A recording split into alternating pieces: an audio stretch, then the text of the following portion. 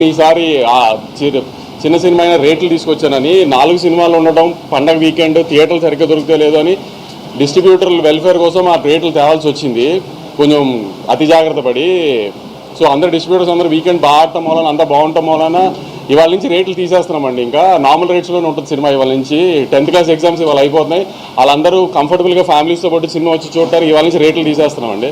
ఆ విషయం చెప్పి ఇట్లా హ్యాపీగా 4 రోజుల్లోనే నేను ఇచ్చిన రేట్లకి కంఫర్టబుల్గా డిస్ట్రిబ్యూటర్స్ అందరూ బయటపడ్డారు అని చెప్దామని ప్రెస్ మీట్ పెట్టానండి. మీకు ఇంకేమైనా ఉంటే మీరు చెప్పచ్చు.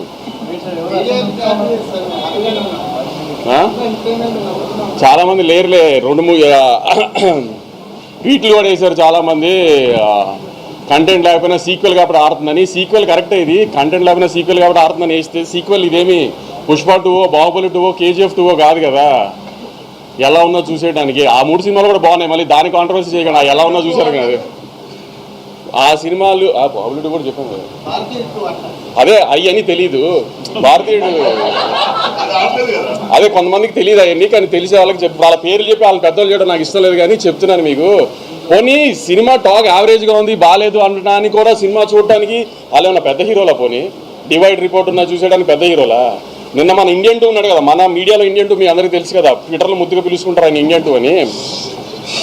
ఆయన 2 సినిమాలు రిలీజ్ అయినప్పుడు ఒక సినిమా బాగోపోతే ఇంకో సినిమాకు ఆటోమేటిక్గా అడ్వాంటేజ్ వస్తుంది, అలానే మన కోర్టుకు వచ్చింది అన్నారు.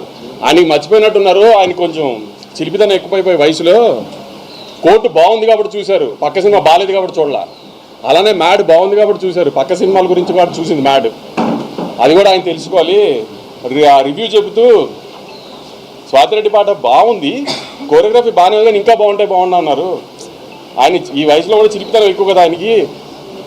దబిడి దిబిడి అదిదా సార్లా ఉంటే ఆయన హ్యాపీ ఫీల్ అవ్వడేమో, అలా లేదు కాబట్టి ఆయన హ్యాపీ ఫీల్ అవ్వలేదు. ఇత కూడా చాలామంది రాశారు, కంటెంట్ లేదు, సీక్వెల్ అడ్వాంటేజ్ ఉంది అంతే, సెకండ్ హాఫ్ పండలేదు, సునీల్ గారు పండలేదు, ఇది అదే. నేను సెకండ్ హాఫ్ థియేటర్లో చాలాసార్లు చూసే ఇప్పటికి అసలు రెస్పాన్స్ ఎలా ఉంది ఏంటని.